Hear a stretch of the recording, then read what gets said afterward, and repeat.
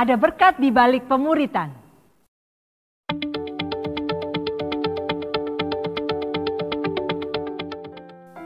Merasakan apa yang dialami orang lain sampai seakan-akan kita sedang memakai sepatunya meski kita kesakitan karena sepatu itu kekecilan, atau sebaliknya kita sampai tersandung-sandung karena sepatunya terlalu besar bagi kita. Itulah salah satu gambaran untuk membuat kita lebih bisa memahami apa yang sebenarnya terjadi di balik peristiwa Tuhan penguasa segalanya menjelma menjadi manusia, Yesus. Dalam satu kata kita bisa menyebut apa yang Tuhan lakukan itu sebagai empati. Empati inilah yang akan menjadi topik seri Disciple TV mulai minggu ini hingga beberapa waktu ke depan. Dan sangat tepat jika kita mulai belajar berempati dengan memahami dan menemani mereka yang mengalami duka cita atau kesedihan yang mendalam. Manusia merasakan duka cita saat mengalami kehilangan. Kehilangan itu bisa berupa perceraian, kematian, konflik keluarga, perpisahan dengan sahabat, sakit parah yang mengancam nyawa, dan juga termasuk kehilangan uang, pekerjaan, kesempatan, kemandirian, kemampuan, dan sebagainya. Artinya, setiap manusia sangat mungkin mengalami kehilangan berkali-kali sepanjang hidupnya. Nah, kehilangan demi kehilangan yang tidak diatasi dengan tepat akan menghasilkan luka-luka menganga yang kemudian akan merusak hubungan dengan Bapa Surgawi, dengan diri sendiri, dan tentu saja dengan orang lain.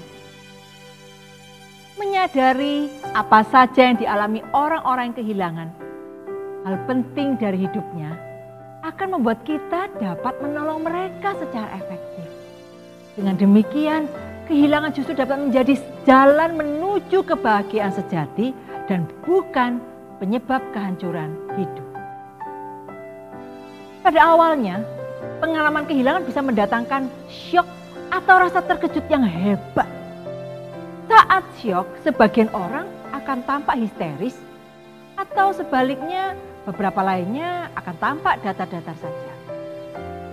Sayangnya, orang yang melihat mungkin salah melihat, salah menilai. Entah dianggap terlalu emosional sehingga dikasihani dari kejauhan, dipandang dingin sehingga malah menjadi bahan pembicaraan, atau dianggap baik-baik saja sehingga dibiarkan. Orang yang kehilangan juga sangat mungkin akan menyangkal atau tidak mengakui bahwa ada yang hilang dari hidupnya. Contohnya, waktu ibu saya dipanggil Bapak, saya pernah berpikir bagaimana kalau saya anggap saja ibu saya sedang pergi jauh. Atau orang yang kehilangan pekerjaan yang menjadi sumber nafkah utama berkata bahwa justru bosnya yang rugi karena kehilangan karyawan yang baik seperti dirinya. Itulah contoh-contoh penyangkalan. Biasanya orang lain akan terburu-buru menasihati supaya menerima kenyataan. Padahal sebenarnya penyangkalan tersebut terjadi sebagai respon otomatis manusia untuk mengurangi rasa sakit yang begitu dalam akibat kehilangan. Hal menyakitkan lainnya yang dialami mereka yang kehilangan adalah penyesalan. Menyesali apa yang pernah dilakukan atau justru yang tidak sempat dilakukan. Yang manapun itu, yang jelas penyesalan akan menyeret kita ke dalam jebakan rasa bersalah berlebihan dan hidup pun seperti terhenti di masa lalu. Besar kemungkinan kita pun menjadi putus asa dan kehilangan semangat hidup. Apalagi jika orang-orang di sekeliling memaksa untuk segera move on.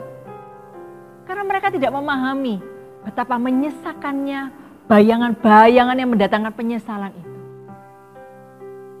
Kemarahan juga tak terelakkan kita rasakan saat kehilangan. Kita bisa saja marah dan menyalahkan Tuhan, diri sendiri, atau orang lain yang menurut kita menyebabkan kehilangan itu. Orang yang bermaksud baik membantu meskipun kurang pemahaman bisa-bisa malah menghakimi atau mengecap orang-orang yang marah itu sebagai kurang ajar kepada Tuhan, kurang beriman, atau kekanak-kanakan.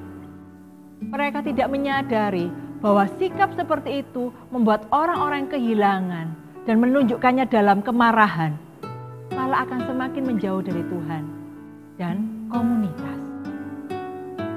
Dengan memahami kondisi mereka yang kehilangan ini, mari sekarang kita menyadari apa sih yang kita bisa lakukan untuk menyalurkan penghiburan Bapa kepada mereka. Yang pertama, kita bisa menemani, hadir di samping mereka untuk menemani, mendengarkan tanpa banyak bicara, menyampaikan pesan bahwa mereka tidak sendirian, sekalipun mereka baru mengalami kehilangan. Keberadaan kita itu pun bisa mulai menutup lubang akibat kehilangan yang telah terjadi. Yang kedua, menyediakan kebutuhan saat itu, seperti kebutuhan hidup sehari-hari, tentang keputusan-keputusan yang harus cepat diambil, menjaga anak, dan lain-lain. Mengapa kita perlu membantu menyediakan kebutuhan saat itu? Karena orang-orang yang kehilangan seringkali dalam sementara waktu juga kehilangan kejernihan berpikir dan kemampuan mengurus dirinya sendiri. Yang ketiga, kita bisa menunggu. Karena setiap orang memiliki kecepatan sendiri-sendiri dalam mengolah perasaan dan pemahamannya setelah mengalami kehilangan. Maka kita perlu menunggu sampai mereka siap menghadapi dan mengatasi kehilangan itu dengan melepaskan masa lalu. Bahkan Bapa juga menunggu kesiapan manusia loh sebelum Yesus lahir ke dunia untuk menyatakan rencananya setelah ia kehilangan kita ribuan tahun sebelumnya. Bayangkan, menunggu ribuan tahun. Yang keempat, memberitakan kasih dan rencana Bapa. Amsal 25 ayat 11 mengatakan, perkataan yang diucapkan tepat pada waktunya adalah seperti buah apel emas di pinggan perak. Pada waktu yang tepat, sementara saudara menemani, menyediakan kebutuhan, dan dengan sabar menunggu kesiapan mereka untuk menghadapi dan mengatasi kehilangan yang telah mereka alami, maka Roh Kudus pasti mengilhamkan kepada saudara kata-kata yang tepat untuk disampaikan kepada mereka. Kata-kata tersebut akan menjadi dorongan supaya mereka mengalami kembali kebahagiaan sejati, yaitu memiliki keberanian, semangat, dan harapan untuk menjalani hidup sesuai kehendak Bapa pasca kehilangan.